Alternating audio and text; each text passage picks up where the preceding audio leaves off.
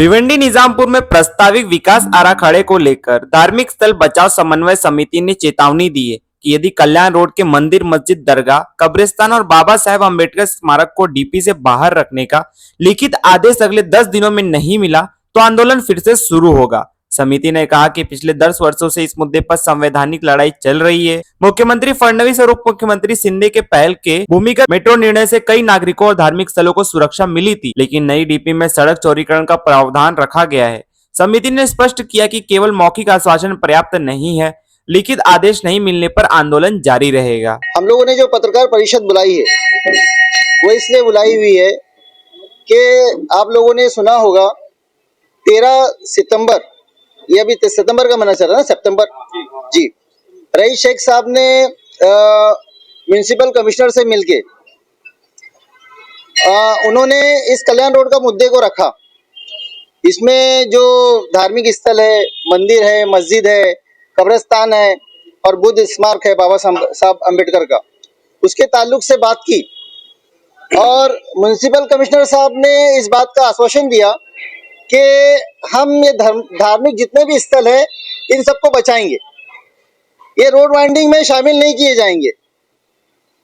तो ये बहुत ही खुश आयन बात है, हम इसका स्वागत करते हैं, लेकिन हम ये चाहते हैं कि ये जो बात उन्होंने की है, ये उन्होंने म्युनिसिपल कमिश्नर से मिल गए, अगर इस बात को म्युनिसिपल कमिश्नर एक लिखित में दे दे, लिख कर दे दे, तो जितने भी धार्मिक स्थल के लोग हैं और जो भी यहाँ की आवाम है वो इस चीज से मुतमईन हो जाएंगे कि अब इनको नहीं तोड़ा जाएगा। और ये सिर्फ एक जुमलाबाजी नहीं है, ये सही में इन्होंने धार्मिक स्थल के हित में ये डिसीजन लिया हुआ है, इसलिए हमने पत्रकार परिषद को बुलाया हुआ है। तो हम ये चाहते हैं आपके माध्यम से कि रईस शेख साहब इस बात को हमें 10 दिन के अंदर म्युनिसिपल कमिश्नर साहब से लिखवा कर दे दें, तो इंशाल्लाह हमारा ये जो आंदोलन है वो सरेंडर हो जाएगा। रईस शेख जी ने हमको ये बताया है कि उस विषय पे वो गंभीरता से काम कर रहे हैं या उसका विषय उन्होंने मंत्रालय में रखा हुआ है और इस तरह से वो साथ में आ रहे हैं। डीपी प्लान रोड का नहीं, जैसे कि मंदिर, मस्जिद और स्मारक वगैरह जो भी हैं उसको वो वहां पर बचाकर और उसको अच्छी तरीके से वहां रोड का मैपिंग सही तरीके से करने का तरह की बात है जी। कोई लिखित आपको मिला है ऐसा कागज? हमको लिखित नहीं मिला, वही चिंता की वजह से तो आज पत्रकार परिषद बुलाई हमने। वही विषय पे तो जी हमारा व्यू यही है, हमारा व्यू स्पष्ट है कि हमें 10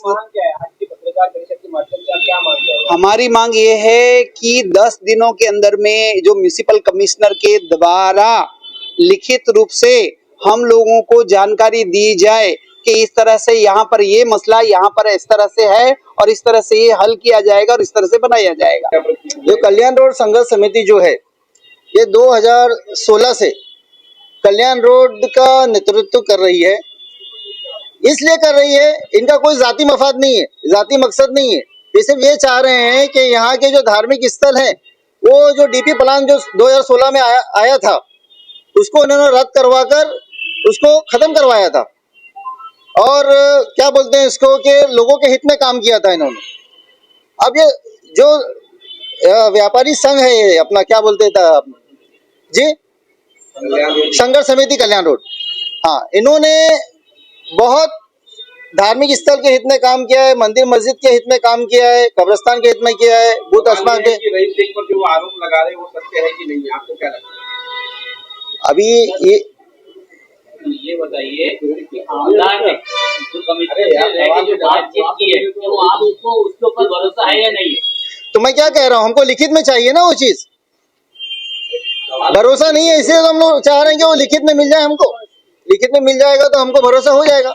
देखिए संघर्ष समिति जो है ना बड़ा डीप नॉलेज रखती है इस ताल्लुक से, 2016 से नेतृत्व कर रही है और उन्होंने अभी 2023 में जो डीपी प्लान आया था उसमें भी माननीय उप मुख्यमंत्री शिंदे साहब से मिलकर उन्होंने इसके ताल्लुक से बात रखी और हम अबू आसिम आजमी साहब का शुक्रिया अदा करते हैं कि उन्होंने वो मीटिंग हमारी करवाई थी और उस तारीख से शिंदे साहब ने भी हमको आश्वासन दिया था कि इसको डीपी में से निकाल देंगे। तो फिर ये सब सारी बातें हो रही है, तो फिर बार बार ये बात क्यों होती है कि कल्याण रोड जो डीपी है उसको वाइडनिंग किया जाए? ये बातें क्यों आ रही है, क्या वजह है? तो कुछ तो वजह होगी जो संघर्ष समिति बोल रही है, कुछ तो बात होगी। तो उसको देखने की जरूरत है। उसमें अभी ये तो मैं ये आरोप को तो नहीं बोल सकता हूँ, लेकिन संघर्ष समिति का जो नॉलेज है बड़ा डीप है, और वो कह रहे होंगे तो सही कह रहे होंगे, इसमें कोई दो राय नहीं। अरे इसमें तो सबको खुश होना चाहिए, हमको ही क्या, आपको भी खुश होना चाहिए। और धार्मिक स्थल बच जाते तो सबकी खुशी की बात है।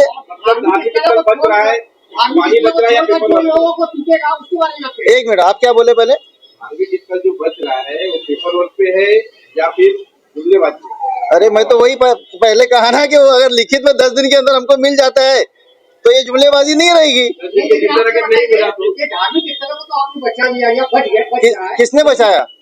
जो भी बच रहा है। अरे किसने बचाया वो तो बोलो। ये आपने कहा ना कि कमिश्नर ने और आमदार ने जो है इसे को लेकर गंभीरता से बात, आप लिखित पत्र मार रहे हैं कांग्रेस, लेकिन वो लिखित पत्र जो है खाली धार्मिक स्थल को लेकर, लेकिन जो आवाम है, जो नागरिक है, जो दुकानदार है, उनके लिए क्या मांग? उनके लिए भी होना चाहिए, उनकी भी रोजी रोटी का मसला है। अरे भाई मेहनत की कमाई हर एक की लगती है क्या नहीं? बड़े बड़े मेहनत खून पसीना से अलग लगा के उन्होंने दुकानें खरीदी है, सारी चीजें खरीदी है, उनके भी हित में होना चाहिए, उनको भी मुआवजा मिलना चाहिए, बड़ी अच्छी बात है। आप लोगों के हित में ही ये बात हुई, इतने दिन से मामला चल रहा था, अब ये बात आ रही है कि मुआवजा जो है आप लोगों को दिया जाएगा, बढ़िया दिया जाएगा। तो वही हमको लिखित में चाहिए ना भाई। हम वो इसलिए तो पत्रकार परिषद बनाने का मकसद यही था कि वो जो वो लोग नहीं देते हैं तो आगे क्या होगा? देखिए, इसमें एक मिनट मैं बोल देता हूँ, बीच में मेरे बड़े भाई हैं। सबसे पहले मुआवजा गरीब लोगों को मिलना है, धार्मिक स्थल वालों को कोई मुआवजा नहीं चाहिए, उनको धार्मिक स्थल ही चाहिए, उसके अंदर में कोई दो राय नहीं है, एक स्पष्ट करे। और रही बात आपने जो भ्रष्टाचार के विषय में या जो भी बात कही, हम लोग धार्मिक न्यास के लोग हैं, हमको ये सब राजनीति से कोई लेना देना नहीं है। कोई भ्रष्टाचार में कितना घुसा हुआ है, ऊपर है कितना बाहर है, उसकी जानकारी हम लोगों को। आपके साथ में धार्मिक स्थल को बचाने के लिए ही जो है संघर्ष समिति खड़ी हुई है। हाँ, तो आपको उसके बारे में थोड़ा नॉलेज तो रहना चाहिए। हाँ है ना, हमें बात राजनीति की नहीं है, बात यहाँ पर आ रही है लोगों का बचाव के लिए। क्या होता है, और यहाँ पर जो दुकानदार मकानदार जो रहते हैं उनके बचाव के लिए जो है संघर्ष समिति तैयार की गई है, उसमें धार्मिक बचाव संघर्ष समिति भी है। हाँ, ये बातें हुई है। तो आप मतलब आप क्या कह रहे हैं, संघर्ष समिति को इसमें नहीं होना चाहिए? ये नहीं कह रहे। हाँ, उन्होंने कहा कि हमें राजनीति में नहीं पढ़ना है। हाँ, तो क्या संघर्ष समिति राजनीति कर रही है? नहीं, बिल्कुल नहीं कर रही है। अरे राजनीति करती तो फिर 2016 से अपने खर्च पे वो लोग इतना काम कर रहे हैं, किसी से कुछ चंदा नहीं लेते, कुछ नहीं लेते, राजनीति नहीं कर रहे हैं वो लोग। आपके मन से ही राजनीति का सब निकला? नहीं, उनका नहीं है वो प्रश्न। वो इन्होंने कहा था ना अभी राजनीति, तो आपने उस सवाल में कुछ किया था, बात की थी, इसलिए मैंने बात बोला। जी, सिर्फ एक आखिरी सवाल जी। संघर्ष समिति पिछले कई दिनों से महाराष्ट्र के जो समाजवादी पार्टी के अध्यक्ष है उनको लेकर डिप्टी सीएम तक से मुलाकात कर चुके हैं जी, और अचानक 2 दिन बाद इस तरह से फैसला आना जी कि धार्मिक स्थलों को नहीं तोड़ा जाए, जी, संघर्ष समिति की इसमें आप जीत देखते हैं? बिल्कुल इसमें जीत देखते हैं, और इसमें हम अबू आसिम आजमी साहब को शुक्रिया अदा करना चाहेंगे और शिंदे साहब का भी शुक्रिया अदा करना चाहेंगे कि उन्होंने एक प्रेशर बनाकर रईस शेख साहब पर इस चीज को करने के लिए कहा। हो सकता है उन्होंने कहा हो, जब भी तो रईस शेख साहब जो उनके पार्टी के एमएलए है, उन्होंने कमिश्नर से मुलाकात मीटिंग करके इस चीज को आगे बढ़ाने की कोशिश की, इसलिए हम रईस शेख साहब का भी शुक्रिया अदा करते हैं। इसको कितनी सच्चाई है प्रेशर बनाने में बहुत सच्चाई है ना। अरे भाई ये तो हकीकत है कि अबू आसिम आजमी साहब ने शिंदे साहब से मुलाकात कराई, ये तो आप जानते हैं। ये भी आप जानते हैं कि अबू आसिम आजमी साहब ने अपने लेटर हेड पे वहाँ पे इस चीज को लिख कर दिया। तो जब ये सारी सच्चाई वाली बात है ना, झूठ तो उसमें कुछ भी नहीं है। प्रेशर बनने के बाद ही ये फैसला। अरे भाई पार्टी के एमएलए किसके, कौन सी पार्टी के? समाजवादी के ही है ना वो, कि और दूसरी पार्टी के वो। लेकिन विधायक का मानना ऐसा है कि मेरा नाम लेकर जो है वहाँ पर अपनी राजनीतिक मसाला गर्म कर रही है, इनका जो आरोप है, क्या कहेंगे? हाल ही में जो कमिश्नर से उन्होंने मुलाकात नहीं, मैंने उनका बयान सुना है, तो ऐसा कुछ मसाला नहीं है, ये सारी हकीकत है, सच्चाई है। रईस शेख साहब को हम लोगों ने लेटर वगैरह भी दिया था, सारी चीजें दी थी। मस्जिद मंदिर की तरफ से मैंने खुद नगीना मस्जिद की तरफ से उनको लेटर दिया था, लेकिन उन्होंने कोई मुलाकात नहीं की मस्जिद वालों से, ना कब्रिस्तान वालों से मुलाकात की। अब ये अचानक से ये उठ खड़े हुए हैं और जाके कमिश्नर से मुलाकात कर रहे हैं, तो बाहर से कोई प्रेशर आया होगा जब भी कर रहे हैं ना। हम हमारे प्रेशर में तो उन्होंने किया नहीं ये चीज।